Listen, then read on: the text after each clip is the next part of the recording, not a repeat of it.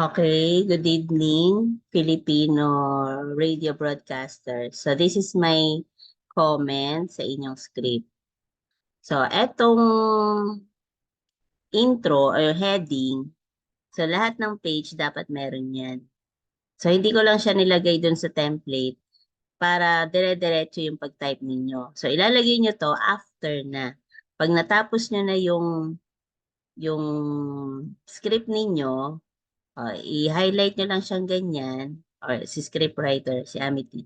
Copy or Control C, tapos punta ka sa page 2, paste mo dito. Yan, tapos lagay mo lang dito, page 1 of 8, o page 2 of 8. Okay lang, hindi mo na-adjust yung yung date. August 2017 pa to. So, anong date sinulat yung script? Tapos, 2024. Yan ha, copy nyo lang siya. Tapos, adjust yung page number. Yan ha, hanggang sa last page. Ganun ang gagawin. So, tingnan natin ang inyong balita. Okay, so ito yung 'di ba? Ito yung mga headline nung inyong mga balita. So, sila ay i-announce or babasahin ng mga anchors sa first part. O, tapos, pag nag-ano na, tingnan ko nga kung binago. Ayun, hindi. So, HRSC naghahanda na para sa DSPC. O, pag tinawag na yung news presenter, o yan, HRSC naghahanda na para sa DSPC. Pwede nyo siyang i-rephrase para hindi naman paulit-ulit na yun din yung sinabi nyo. HRSC naghahanda na para sa DSPC. O, pwede sa lagay ninyo, all caps nga pala. Batang mamamahayag or campus journalist. Yan. Ang term naman ng campus journalist, accepted siya sa ng campus journalist ng Holy Redeemer. Yan. O, nag-e-ensayo or naghahanda, nagpa-practice, nag-e-ensayo or puspusan ang paghahanda.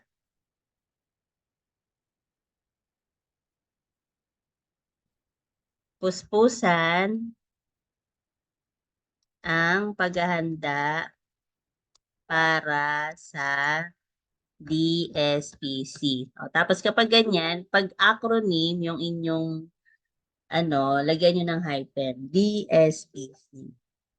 Or pwede din naman na, okay, okay, alin mo natin. Ayusin muna natin tong balita. Lalaban ng HRSC sa DSPC na gaganapin sa Pulo Elementary. Actually, hindi siya sa Pulo Elementary School. Sa Mamatid Elementary School. Ngayong school year. Kailan? Alin mo natin, lalaban ng DSPC, pagbuhin natin yung word na lalaban. Kasi, ang balita natin is naghahanda. Diba? Yan. Or puspusan ng paghahanda para sa DSPC. Kasalukuyang or or ano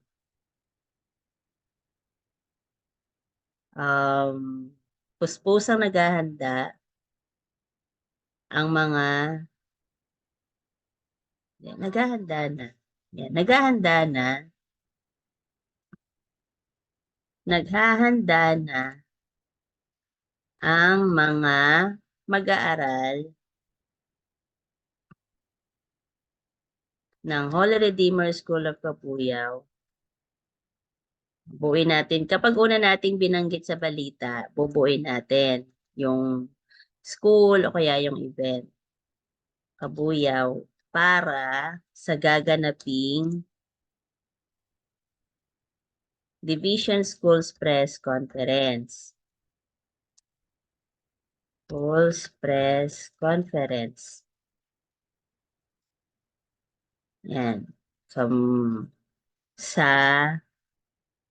ika-17. 17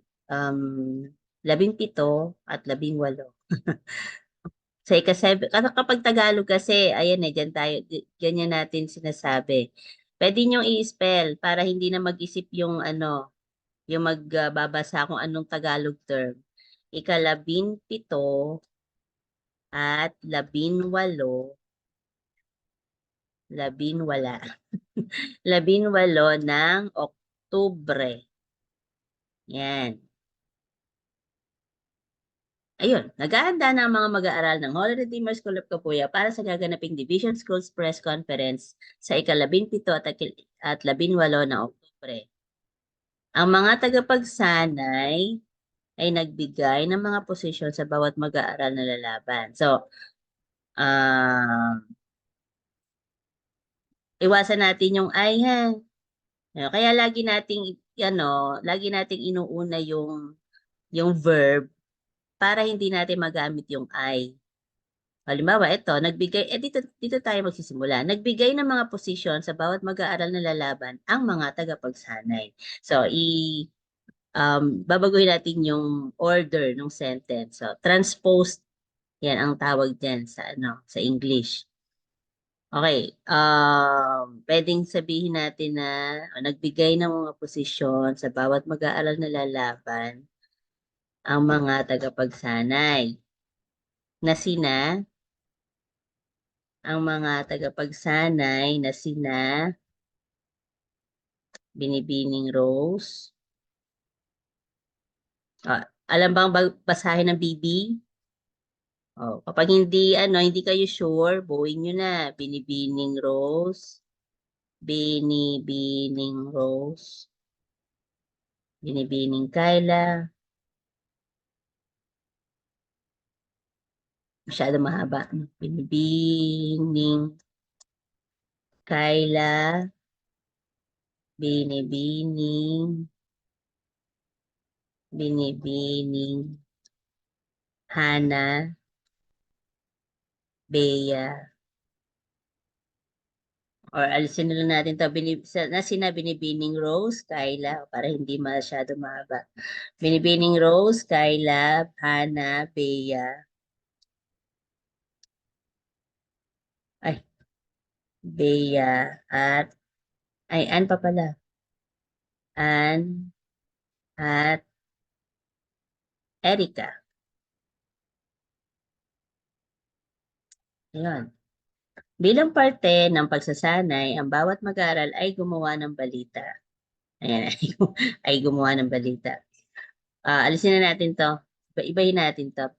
Nagbigay ng mga posisyon sa bawat mag-aaral na lalaban ng mga tagapagsanay na sina Binibining Rose, Kyla, Ana, Bea, Ann, at Erica.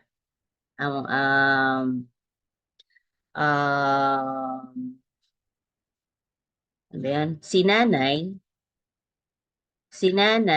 ang mga Redimians, ang mga batang mamamahayag, or sinasanay. Yan. Or araw-araw,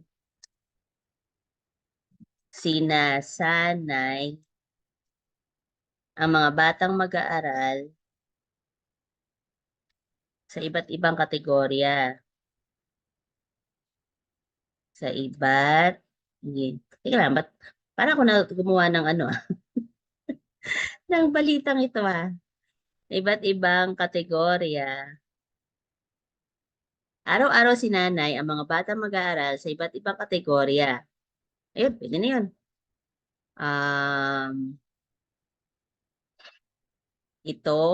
Mayroon ito. Araw-araw sinasanay ang mga batang mag-aaral sa iba't ibang kategorya. Diba? Tapos, di ba doon sa diniscuss kong 80 style, nasabihin nyo rin yung background or historical significance. Di ba? Taon-taon naman tayong sumasali, di ba? Taon-taon, taon-taon, um, taon-taon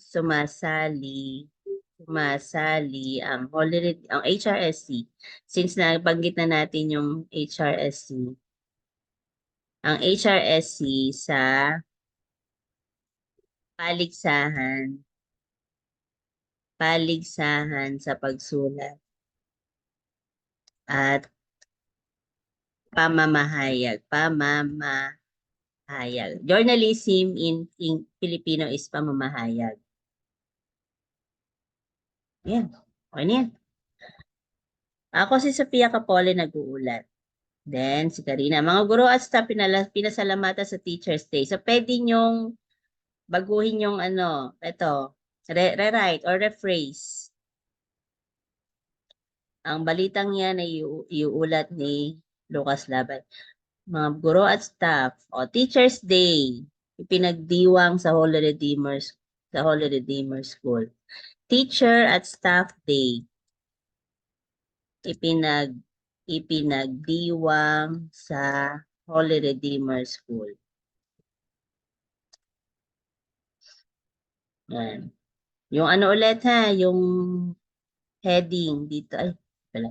Yung heading. Mga Redeemians, nagbigay pugay sa mga, okay, eto na nga, dapat ito yung title. Mga Redeemians, nagbigay pugay sa mga guro at staff ng Holy Redeemer School of Kapuyaw. Or, dapat, ano yung verb, ang unahin natin. Nagbigay pugay ang mga Redeemians. Yan, kapag Filipino, unahin natin sa verb, ha, para hindi natin magamit yung I. Laging una ay verb or action word. Nagbigay pugay ang mga Redeemians sa mga guro at staff ng Holy Redeemer School of Kapuyaw noong nakaraang Miyerkules, Oktubre 2. Ay, ikadalawa ng Oktubre. So kapag Tagalog, sa ika tayo mag-ano ha, ikadalawa ng Oktubre. I-ano nyo na, i-stepel nyo na. Kasi kapag naka-number yon, baka mabasa ni Lucas, ika-2 ng Oktubre. Or Oktubre 2. Yan, ganyan na lang, ika-2 ng Oktubre. Napuno ng hiyawan at kasiyahan ng HRS Court o HRS, lagyan ng hyphen. Sa pagpapakitang gilas sa mga piling mag-aaral para sa kanilang mga alisin na natin yung minamahal kasi ito ay parang opinionated or nagbibigay ka ng opinion para sa kanilang mga guro at staff. Nag-alay ng awit sayaw, ayan, at mga munting sorpresa mga Redeemians bilang pagkumenta sa Teacher's Day. Bawat guro ay may kakambal na mag-aaral na kuhang-kuha ang kanilang estilo ng pananamit at galaw na rumampas sa entablado. Tunay nga, okay, alisin na natin to. Tunay nga mababakas ang kasiyahan sa mukha ng bawat guro at staff dahil sa pinakita pagmamahal ng mga Redeemians sa kanila. Okay, ano na to? Alisin nyo din yung ano, yung ating, yan, yung tayo. Alisin nyo yung mga word na gano'n ha, kasi first person, ano yun eh, first person point of view or first person pronouns. Hindi kayo kasali dun sa ano, or dun sa balita. Kayo ay nagre-report tungkol sa mga students, sa mga teachers. So, i-exclude ninyo yung sarili nyo. Yan. So, you are reporters. Okay, alisin na natin to kasi bukod sa gumamit ka ng first person pronouns, ay may ano din, may mga adjectives din. So, alisin na natin yan. Pwede nating sabihin na napuno ng hiyawan at tawanan ang multi-purpose hall or covered court. Multi-purpose hall. Yan. Dahil sa mga pampasiglang bilang. Ayan. O, tapos, ano ang historical significance? Ayan, taon-taon, ipinagdiriwang, or taon-taong, ano yan? Holy Redeemer joins, parang ganun. O, kaisa, ah, nakikiisa. Taon-taong nakikiisa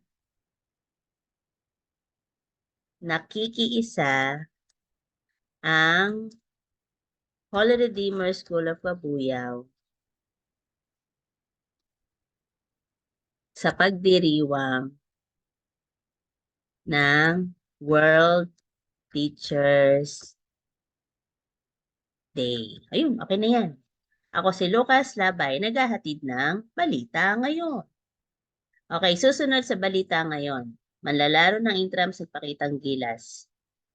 Ano pa pwedeng i-ano natin dyan? Sige, okay lang yan na ano yun natin, teaser naman yun eh.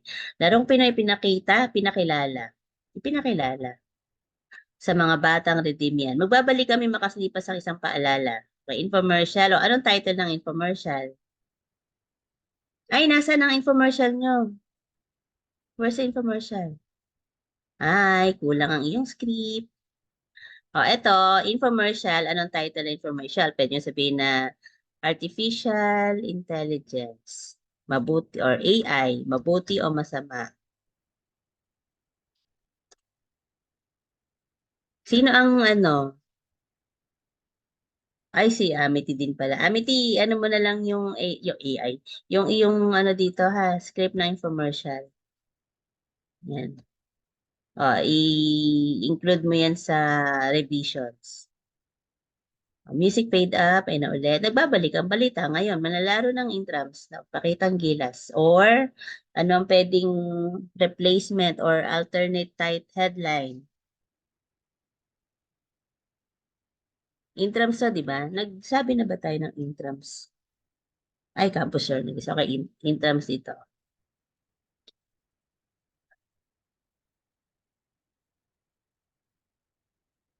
Teka, dito ay intrams. Ah, okay. Tapos larong Pinoy. Redimians. Diba? Redimians. Manlalarong Redimians. Ano ba yung kanina? Oh, manlalarong Redimians.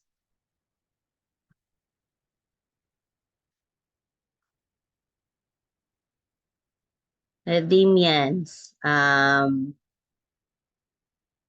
Nagtagisan ng galing sa intramurals.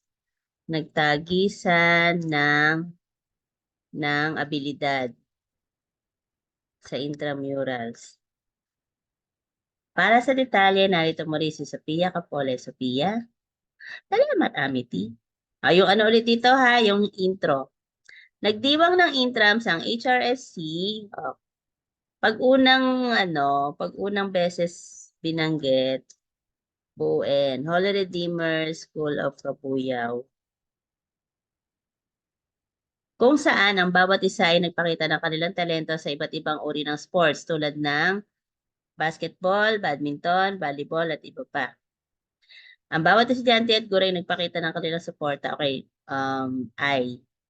Ano natin yung I ha? Iwasan natin yung I. Paano maaalis ang I? Balik ta rin. Unahin natin yung verb.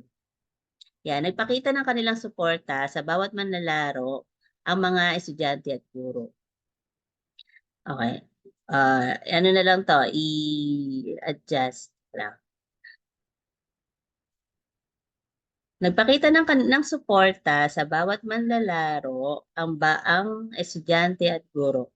Nagpakita ng kanilang suporta sa bawat manlalaro ang mga estudyante at guro. Mapa elementarya, yung spelling. Mapa elementarya man o high school. Kasi na, gawin natin naman. Man o high school. Ang bawat, may I na naman. Alisin natin ang I. Naghanda rin, ayun. Naghanda rin ang kani-kanilang yel. Ayan. Ang bawat grado. Yan, naghanda rin ang kani-kanilang yel. Ano natin to? Yung grade 5 ang nagwagi. Alis natin yan. Ang bawat grado sa pagsisimula ng programa. Yan. Pinarangalan or nagwagi. Nagwagi ang grade 5 bilang best yel. Best yel. At nanalo naman or pinarangalan naman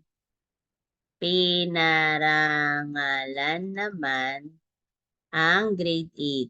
O pwede ikawalong baitang. Okay, yan na natin ha. Nagwagi ang ikalimang baitang. Nagwagi ang ika-5 baitang. Yan. 5th grade. Bilang bestial at pinarangalan naman ang ika-8 baitang sa high school. Ika-8 baitang sa high school. Yan. Nagbukas din ang, yan. So, very good to. Nauna sa verb. Nauna ang verb. Nagbukas din ang SSG. Ano yung SSG? Supreme Student Government at Supreme Pupil Government.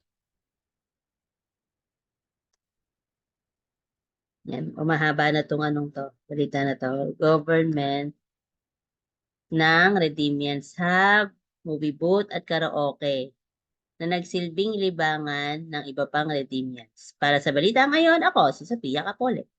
Larong Pinoy pinakilala sa Batang Redimian. Pag ano ha, gumawa ng another title for this. Narito muli si Lucas Labay. Nilaro. Nilaro. Wag naman nilaro. Kasi di ba pinakilala nga eh. O di ipinakilala. Pwedeng sa unang pagkakataon, di ba? Yun ba yung unang pagkakataon na naglaro ang mga Redimians ng larong Pinoy? Or sa isang bihirang pagkakataon? Ganon, di ba? Hindi sa bihirang pagkakataon. Alisin natin yan. Iba na lang. Ipinakilala na nga. Ipinakilala sa mga Redimians ang iba't ibang larong Pinoy. Larong Pinoy bilang bahagi ng pagdiriwang ng intramurals. Yan. Alisin natin itong nilaro ng Redimians. Ang mga estudyante ng kailangan maglaro na para sa kanilang pagsusuli sa alisin wag niyo yung wag niyo na sabihin na kailangan maglaro. Sabihin niyo lang na bahagi ito ng programa ng MAPE, PE at Health. Bahagi bahagi ulit. Ang partisipasyon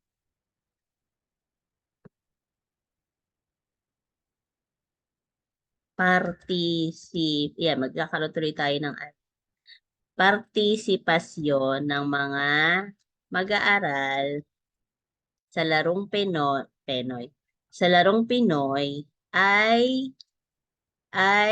bahagi ng kanilang pagsusulit sa PE at Health. Sino natin yung pumili ng iba't ibang pangkat?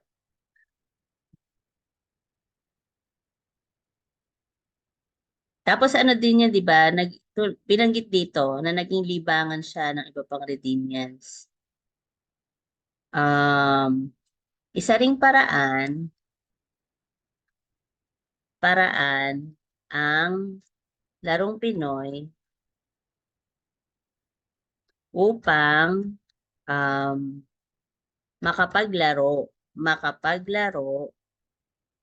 ang mga mag-aaral na hindi kasali sa sports, ba hindi varsity, na hindi kasali sa mga larong sports gaya ng basketball, volleyball, at badminton.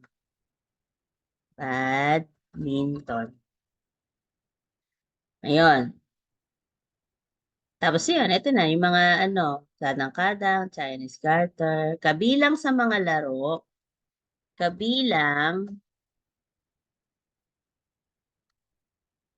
sa mga larong Pinoy na ipinakilala ay ang kadang-kadang, Chinese Garter, tag. Di ba ganun? Tug of War, sack race, meron pa. Chinese Garter, yun lang ba? At patintero.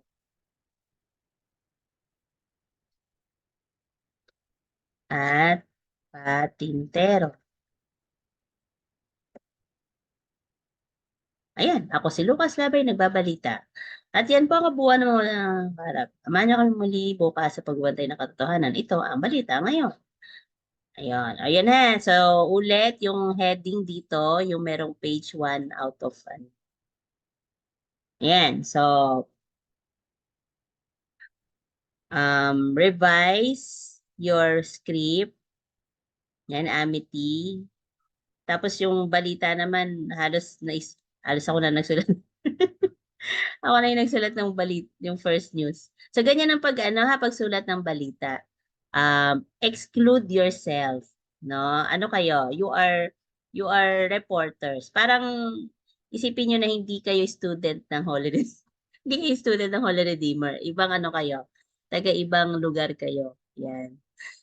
So, ire-report nyo kung ano yung nangyari, ano yung mga mahalagang detalye. Tapos, lalagyan nyo siya ng historical significance. Ibig sabihin ng historical significance, ano yung part sa history na may i-connect mo dun sa balita. Tulad nito, itong sa journalism. So, binanggit natin na taon-taon, sumasali tayo sa DSPC. Dito naman, taon-taon din, nakikiisa tayo sa pagdiriwang ng ano, nakikiisa ang Holy Redeemer sa pagdiriwang ng Teacher's Day. Ito naman, wala tayong historical significance dito. So, pwede mong sabihin na taon-taon, puro taon-taon. Ano ba yung unang ginawa ngayon? Yung kakaiba. Yung, kumpara do sa dati. Halimbawa, dati ba 3 days ba yung ating or 1 day lang? Yan. So, ihahanapan nyo ng connect do sa mga dati ng event. Dati ng intrams, dati ng Teacher's Day. Yan. Ito, pwede nyo sabihin na ito ang unang beses na ginawa sa intramurals. Yan. So, ano na rin? Historical significance na din yan. Okay? So, kindly revise, edit, and revise your script. Tapos, send to me, pwedeng tonight or tomorrow. Yan. Pag na-send na sa akin yung script 1, magbibigay ako ng another activity bukas. Tapos gagawa ulit kayo ng another script para maging dalawang script na yung ating papracticein. So, Tuesday, may kakaroon tayo ng training, ang Broadcasting LM. So, Tuesday ha. So, sa Tuesday, dapat dalawang script ang ma-practice natin. Yung na kayo, magbabalita na kayo. Okay?